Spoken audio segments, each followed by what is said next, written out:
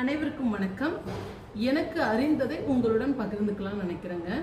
இப்போ பிரம்மனுக்கு நமக்கு ஒரு தனி கோவில் என்பது இல்லை, ஒரு தனி சந்நிதி என்பது இருக்குது. என்னன்னா திருச்சியிலும் திருப்பத்தூரிலும் தஞ்சாவூர் பகுதியிலும் தனி சந்நிதி என்பது உள்ளது. ஆனால் தனி கோவில் என்பதே இல்லை.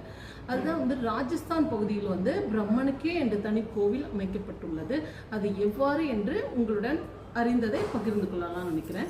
இப்போ ஒரு நாள் பிரம்மன் சிவபெருமான் கிட்ட, உங்களுக்கெல்லாம் நிறைய கோவில் இருக்கு, திருமாலுக்கும் நிறைய கோவில்கள்லாம் இருக்குது, ஆனா எனக்கு மட்டுமே எந்த கோவிலுமே இல்லையே அப்படின்னு ஒரு அங்கலாய்ப்பா சிவபெருமான் கிட்ட கேட்குறாங்க. அப்போ சிவன் சொல்றாரு, நான் உனக்கு உன் கையில ஒரு புஷ்பத்தை தரேன், நீங்க அந்த புஷ்பம் தானா உன்னுடைய கையில இருந்து கீழே விழும், அந்த பகுதியில் உனக்கு ஒரு கோவிலை பண்ணலாம் அப்படின்னு சொல்றாங்க.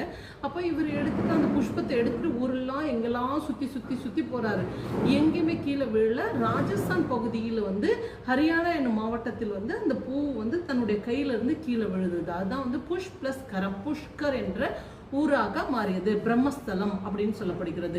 அந்த பிரம்மஸ்தலத்தில் ஒரு சிறப்பு என்னன்னா, அங்க ஜலம், அந்த விஷ்ணு ஜலஸ்வரூபமாக காட்சி இருக்கிறது என்று சொல்லப்படுகிறது.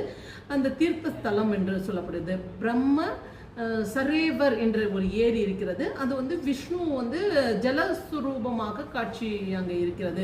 பிரம்மனும் சிவனும் திருமாலும் அங்க இருக்கிறாங்க.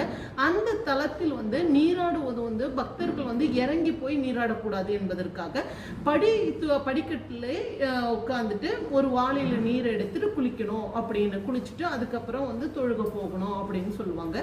அது எப்படின்னா முன்னோர்கள் வழிபாடுகள்லாம் அங்க நிறைய செய்வாங்க அப்படின்னு சொல்லப்படுகிறது.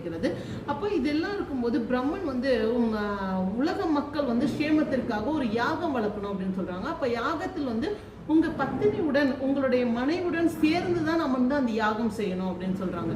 உடனே தன்னுடைய புதல்வன் கிட்ட சொல்லி அனுப்புறாங்க, நீ போய் தேவலோகத்தில் போய் சாவித்திரி தேவியை நீ அழைத்துட்டு வா அப்படின்னு சொல்றாங்க. அதுவும் யாகம் முடியறதுக்குள்ள சீக்கிரம் வந்துரு அப்படின்னு. அப்போ இவங்க போறாங்க, போய் தேவியை கூப்பிடுறாங்க. வருவதற்கு லேட் ஆகுது, நல்ல நேரத்தில் யாகம் நடத்தணும்.